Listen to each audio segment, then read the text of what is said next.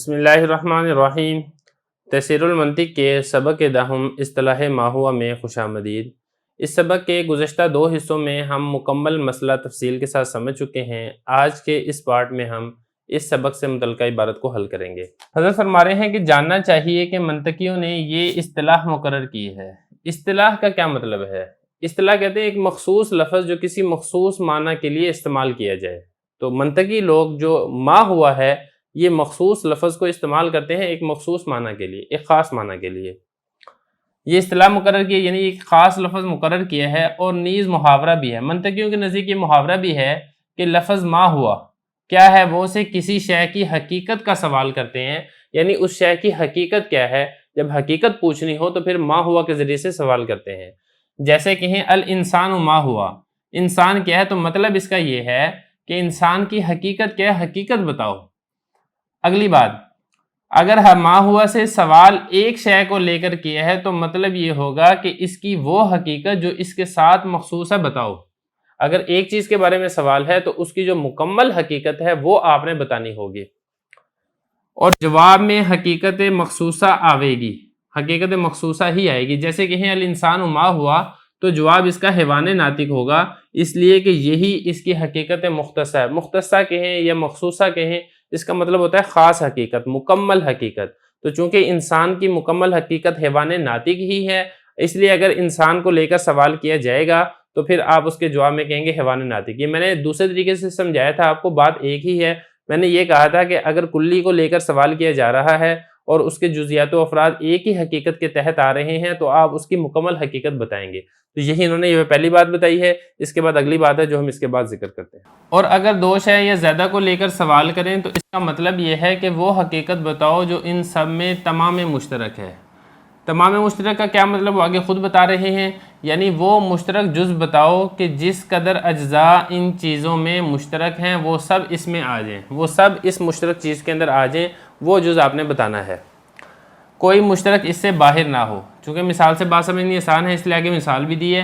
جیسے یوں پوچھے انسان والبقر والغنم ما ہم، انسان بیل اور بکری کیا ہیں، تو جواب میں حیوان آئے گا، جسم نہیں آئے گا، اس لیے کہ حیوان ہی ان کی پوری حقیقت مشترک ہے اور جسم تمام مشترک نہیں ہے، اس لیے کہ حیوان میں تمام مشترک اجزاء آ جاتے ہیں، جسم میں نہیں آتے۔ لیکن جو تعریف ہوتی ہے نا، اس میں 2 چیزوں کا ہونا ضروری ہوتا ہے۔ ایک اس میں ہوتا ہے جامع لجمیع الافراد، اور دوسرا ہوتا ہے مانع عن دخول غیر۔ جامع لجمیع الافراد کا مطلب یہ ہوتا ہے کہ اس کے جتنے افراد ہیں وہ سارے، تعریف آپ ایسی کریں کہ وہ سارے کے سارے افراد اس تعریف کے اندر آ جائیں، اس کو کہتے ہیں جامع لجمیع الافراد۔ اور دوسرا ہوتا ہے مانع عن دخول غیر، تعریف ایسی ہونی چاہیے کہ جو اس کے افراد ہیں وہ تو آئیں تعریف کے اندر، اس کے علاوہ کوئی اور اضافی آدمی اس تعریف کے اندر نہ آ جائے، کوئی اضافی چیز، کو الگ چیز اس تعریف کے اندر نہ آ جائے، اس کو کہتے ہیں مانع عن دخول غیر۔ اسی طرح اگر کس نے سوال کیا ہے الانسان والبقر والغنم ما ہم، انسان بیل اور بکری کیا ہیں، تو آپ جواب میں حیوان تو کہیں گے، کیونکہ حیوان تمام مشترک ہیں کہ حیوان، یہ جو 3 افراد ہیں اس کے، انسان، بکر اور غنم، یہ تینوں حیوان کی تعریف کے اندر آ جائیں گے۔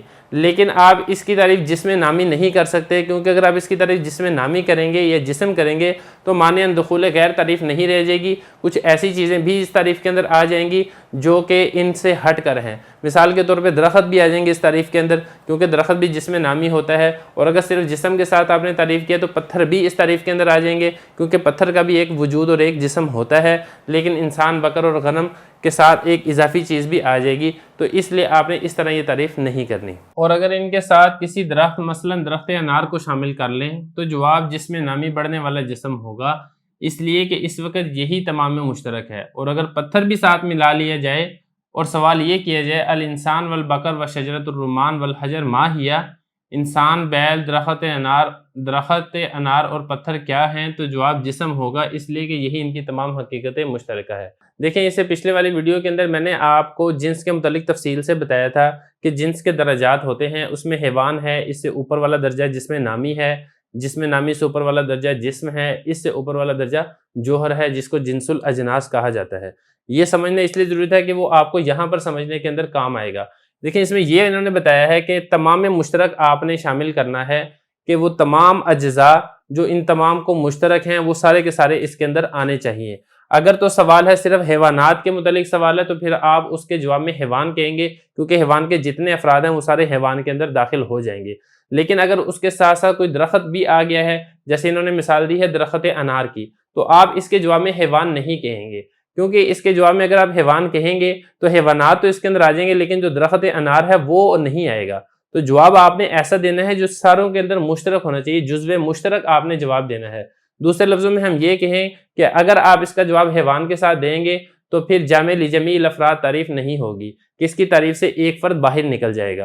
اور اگر اس کا آپ جواب دیتے ہیں درخت انار مثال کے طور پہ اگر آپ نے شامل کرنا ہے اور آپ اس کا جواب دیتے ہیں جسم کو، تو پھر جامع لجمیع الافراد تو ہوگا لیکن مانع دخول غیر نہیں ہوگا، کیونکہ درخت کے ساتھ ساتھ جو بے جان اشیاء جمادات ہیں وہ بھی تعریف کے اندر داخل ہو جائیں گے۔ تو خلاصہ یہ ہے کہ تعریف کے اندر دونوں چیزوں کا ہونا ضروری ہے، جامع لجمیع الافراد ہو، مانع دخول غیر ہو، یہ پہلی بات ہے۔ اور دوسری بات یہ ہے کہ جزو مشترک آپ نے ایسا لینا ہے، ایسی جنس لینی ہے کہ جتنے اس کے ماتحت افراد ہیں وہ تو آئیں، اس سے اوپر والا درجہ بھی نہ ہو، اس سے نیچے والا درجہ بھی نہ ہو۔ یہی انہوں نے کہا کہ اگر آپ اس کے ساتھ ساتھ پتھر کو بھی شامل کر لیں گے اور آپ یہ سوال کریں گے انسان، بکر اور درخت انار اور پتھر کیا ہیں، تو پھر آپ اس کے جواب کے اندر جسم کہیں گے، کیونکہ جسم ہی اس ایک ایسا جزو مشترک ہے جو ان تمام افراد کے اندر پایا جا رہا ہے۔ یہاں تک ہمارا سبق مکمل ہو گیا ہے، اگلے ویڈیو میں ہم انشاءاللہ اس کی تمرین کو حل کریں گے۔